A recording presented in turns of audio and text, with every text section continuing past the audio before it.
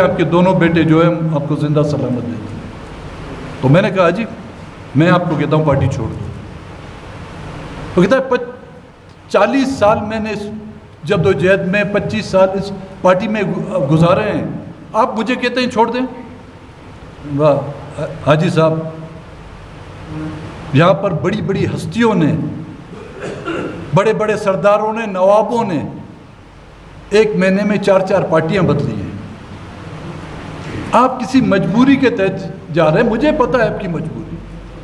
میں آپ کو گزارش بھی کرتا ہوں، اگر آپ نہ مانیں میں آپ کو حکم دیتا ہوں کہ آپ پارٹی چھوڑ دیں۔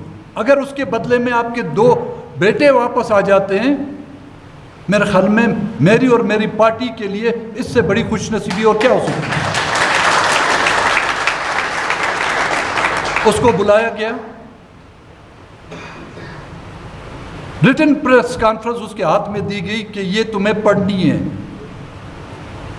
اور وہ تمام کی تمام پریس کانفرنس میرے اور بی این پی کے خلاف تھی۔ پریس کانفرنس ختم ہوئی، جب وہ گھر پہنچا میں نے پھر اس کو فون کیا،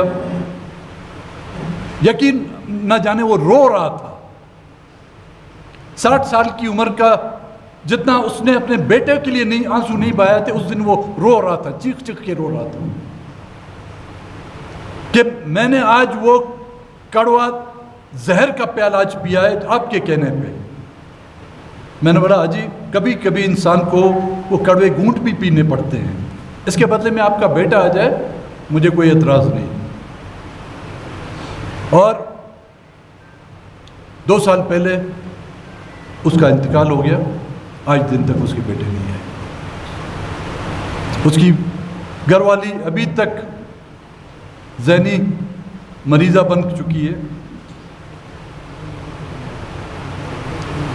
کہا جاتا ہے کہ جی دہشت گرد ہے۔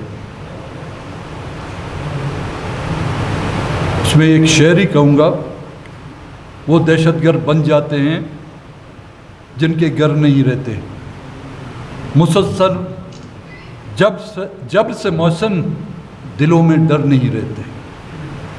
یہ بچی نے جو اقدام اٹھایا ہوا ہے، چاہے اس کو کوئی غلط کہے کوئی اس کو صحیح کہے، لیکن غلط وہ ہیں جس نے ان کو مجبور کیا کہ اس نے یہ قدم اٹھایا، غلط وہ ہیں جنہوں نے اس کو مجبور کیا کہ اس اپنی جوانی کو خیر بات کر کے اس نے جو ہے وہ جیکٹ پہن کر وہاں پر پہنچی۔ ان کو تو سزا، اس نے تو اپنے آپ کو بھی سزا دی، لیکن اس خاندان کو، آپ ایک فرد کو وہ اذیت نہیں دے رہے، آپ ایک خاندان کو اذیت نہیں دے رہے، آپ ایک قبیلے کو اذیت نہیں دے رہے، آپ ایک گاؤں کو اذیت میں نہیں ڈال رہے، آپ ایک پوری قوم کو اذیت میں ڈالا ہوا ہے اپنے۔ کوئی بھی ایسا شہر نہیں ہوگا بلوچستان میں، کوئی بھی شاید ایسا گاؤں ہو، کوئی بھی ایسا قبیلہ ہو جس میں جو ہے مسنگ پرسنز کے لوگوں کی تعداد جو ہے نہ ہو اس میں۔ اور انسان کی جو موت ہے وہ اتنی اذیت ناک نہیں ہوتی، وہ انتظار جو آپ اس انتظار میں روزانہ کبھی گاڑی کی آواز آتی ہے، کبھی کوئی دروازہ کھلتا ہے۔ پچھلے زمانے میں فرانس میں ایک قانون ہوتا تھا کہ جس کو بھی سزائے موت دی جاتی تھی اس کو تاریخ اور وقت کا نہیں بتاتے تھے، کال کوٹری میں اس کو رکھتے تھے۔ جب کوئی کھانا دینے بھی جاتا تھا تو وہ بوٹوں کی آواز سن کر یہ سمجھتا تھا کہ ہاں مجھے شاید آج پھانسی میری ہو رہی ہے۔ تو اس کو جو وہ اذیتیں دی جا رہی تھی، وہ اذیتیں اس کی پھانسی کی سزا سے زیادہ تھی۔ تو آج پورا اہل بلوچستان ہم اس اذیت سے گزر رہے ہیں۔ یہاں کی مائیں، یہاں کی بہنیں، یہاں کے بوڑھے والدین، یہاں کا بھائی، یہ سب ہم جو ہے اس اذیت سے گزر رہے ہیں۔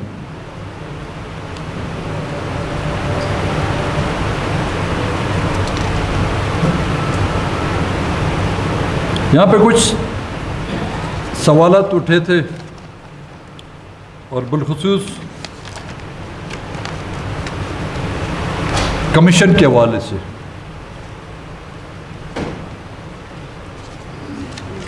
جب یہ کمیشن بنا گیا تھا میرے پاس دو ہی چوائس تھی,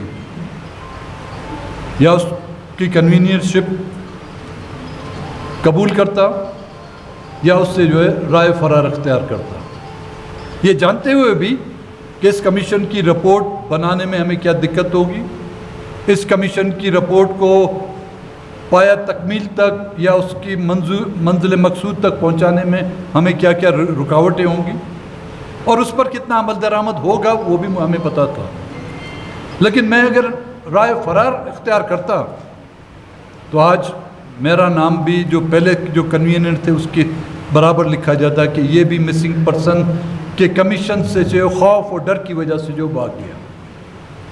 جب ہمارا کمیشن یہاں پر آیا تھا پریس کلب کے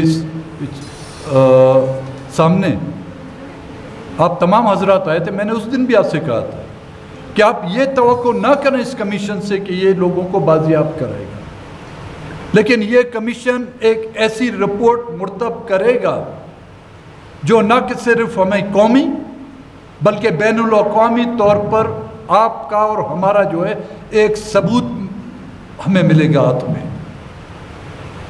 جب یہ 28 اپریل کو اس کمیشن 2022 کو مارچ میں ایمان مزاری نے کوئی پٹیشن دائر کی تھی, enforce disappearance and harassment of Baloch students, وہ ایک محدود تھا اسٹوڈنٹس کے حوالے سے, اور اس کی باقاعدہ نوٹیفائی ہوا تھا 28 اپریل کو, جس پہ کنوینئر جو ہے صادق سنجرانی صاحب کو بنایا گیا تھا. 10 مئی کو 2022 کو وزارت انسانی حقوق نے اس کا باقاعدہ نوٹیفیکیشن جاری کیا. 3 اکتوبر تقریباً 6 ماہ بعد اسلام آباد ہائی کورٹ نے اس میں ترمیم کر صادق سنجرانی کے بدلے مجھے جو اس کا کنوینئر نامنیٹ کیا.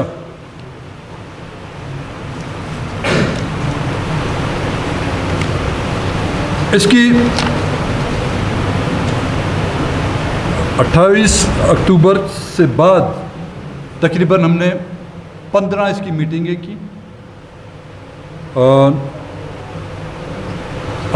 8 فروری 2023 تک, 18 اکتوبر 2022 سے لے کر 8 فروری 2023 تک 15 اس کی ہم نے میٹنگیں کی. کوئٹہ میں آنا, بلوچستان یونیورسٹی مسنگ پرسنز کے camp, Balochistan high court, chief minister سے ملاقاتیں, گورنر سے ملاقاتیں, وہ اس سے علیحدہ تھیں. اب اس میں تقریباً 450 پیج پر اس کمیشن کی رپورٹ ہے. 9 فروری کو ہم نے اسلام آباد ہائی کورٹ میں وہ سبمٹ کر دی.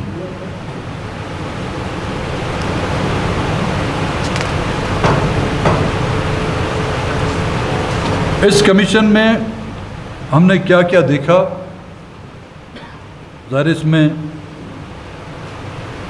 میں یہ نہیں کہتا کہ اس کا کوئی ایک شخص کو اس کا کریڈٹ ملے. اس کمیشن کے تمام اراکین نے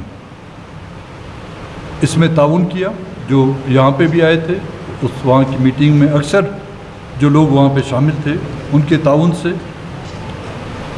رکاوٹیں بھی بہت تھیں, تھریٹ بھی بہت تھے.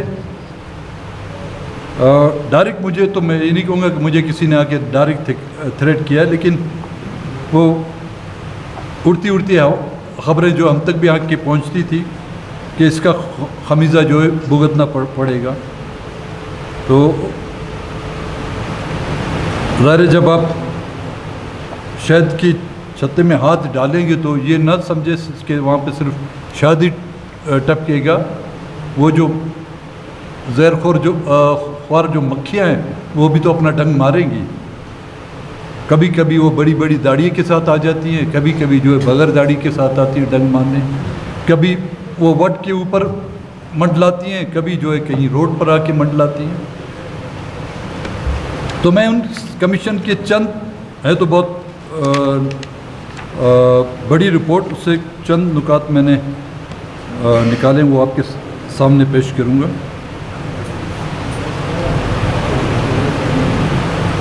جو رپورٹ ہم نے پیش کی اس میں ایک تو تھا کہ ہم نے جائزہ لیا کام کیا ہے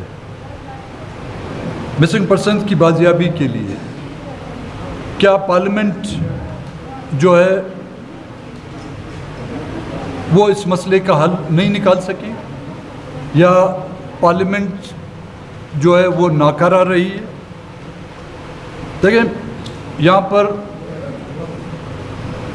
اس ملک میں پارلیمنٹ ایک واحد ادارہ نہیں, یہاں پہ جوڈیشری بھی ہے, یہاں پہ پارلیمنٹ کے علاوہ ہمارا میڈیا بھی ہے, یہاں پر احتجاج کے مختلف طریقے جو ہے اپنائے گئے ہیں. ماما قدیر اور کے ساتھیوں نے جو ہے نا, جیسے میں نے پہلے کہا, کوئٹہ سے کراچی, کراچی سے اسلام آباد لانگ مارچ کیا. یہاں پر مسنگ پرسنز کے کیمپ میں کئی سالوں سے آپ بیٹھے ہوئے ہیں, کوئی سننے والا نہیں, نہ پارلیمنٹ میں کوئی سننے والا نہیں یہاں پر ہماری کوئی بات سننے والا ہے. اگر کوئی نہیں سنتا تو کیا ہم اپنے اس فرض سے دستبردار ہو جائیں؟ چاہے پارلیمنٹ میں ہماری بات نہیں سنی جاتی تو کیا عدالتوں میں ہماری باتیں سنائی دی جاتی ہیں؟ تو کیا پھر عدالتوں کا بھی ہم بائیکاٹ کریں, ہم کالے کوٹ پہننا بند کر دیں, ہم ججوں کو جو ہے مائی لارڈ کہنا بند کر دیں, ہم میڈیا کے سامنے جو ہے نا, میڈیا جو ہماری آواز نہیں پہنچاتا یا میڈیا میں ہماری بات سنائی نہیں دی جاتی لوگوں کو, کیا میڈیا کو مخاطب ہو کر ہم پریس کانفرنس احتجاج نہ کریں؟ جس طرح کہ پارلیمنٹ میں ہماری باتیں نہیں سنی جاتی, اس طرح ہمارے کسی احتجاج کی کون سی بات سنی جا رہی یا سنی جا رہی ہے؟ کہیں بھی نہیں سنی جا رہی. تو ان کے کانوں کا علاج یہ نہیں کہ ہم اپنی زبان بند کریں, ان کا الٹرنیٹ یہ تو نہیں ہے کہ ہم خاموش ہو کے رہ جائیں. وہ سنیں نہ سنیں, ہماری ذمہ داری بنتی ہے, ہمارا یہ فرض بنتا ہے کہ ہم اپنا حق ادا کریں. اگلا پروگرام ہمارا کیا ہوگا؟ بی بی سعیدہ نے یہ رکھا کہ ہمارا آنے والے الیکشن میں, دیکھیں میں اور تو نہیں کہہ سکتا, تمام پولیٹیکل پارٹیاں میرے لیے قابل احترام ہیں, ہر پارٹی کا اپنا منشور ہے, ہر پارٹی کے اپنے ادارے ہیں. ہم اگلے الیکشن میں ایک ہی نعرہ لے کے چلیں, نہ ہم روڈوں نالیاں بنانے کی نعرہ لگائیں, نہ ہم سڑکیں بنانے کا نعرہ لگائیں, نہ ہی ہم لوگوں کو نوکریاں دینے کا جو ہے مینیفیسٹو بنائیں. ہم ایک ہی نعرہ لگائیں کہ مسنگ پرسن کو بچانے ہم نکلے ہیں, آؤ ہمارے ساتھ چلو. مسنگ پرسن کی بازیابی کے لیے ہم نکلے ہیں, آؤ ہمارے ساتھ چلو. اس ایجنڈے کو لے کر ہم لوگ الیکشن کمپین میں جاتے ہیں, اور الیکشن کے بعد بھی چاہے جو بھی حکومت آئی, ہمارا صرف ایک ہی ایجنڈا ہوگا, ون اینڈ اونلی, کہ مسنگ پرسن کی بازیابی. اس کے علاوہ ہم کسی بھی نہ حکومت کا حصہ بنیں گے, نہ ان کے اتحادی بنیں گے, نہ ہی کسی کو ہم وزیر اعظم کا ووٹ دیں گے, نہ صدارتی. اس نقطے پر کوئی بھی پولیٹیکل پارٹی آنا چاہتی ہے, 2 سپٹمبر کو ہاکی گراؤنڈ میں ہمارا جلسہ ہے, وہ اعلان کریں, وہ آگے رہیں, میں ان کے پیچھے. میں نے کافی وقت لے لیا, حالانکہ جو ہماری کمیشن کی جو رپورٹ تھی وہ کافی وسیع تھی. میں نے آپ لوگوں پر اور اپنے آپ پر رحم کر کے اس کو مختصر کیا. اگر میری باتوں سے کسی کی دل آزاری ہوئی ہے تو اس کے لیے میں معذرت چاہوں گا، اور میں یہ یقین دلاتا ہوں آپ کو کہ مسنگ پرسنس کی بازیابی کے لیے جس حد تک آپ گئے، بلوچستان نیشنل پارٹی جو ہے نا آپ کے ہمراہ رہے گی. بڑی نوازش ملتی.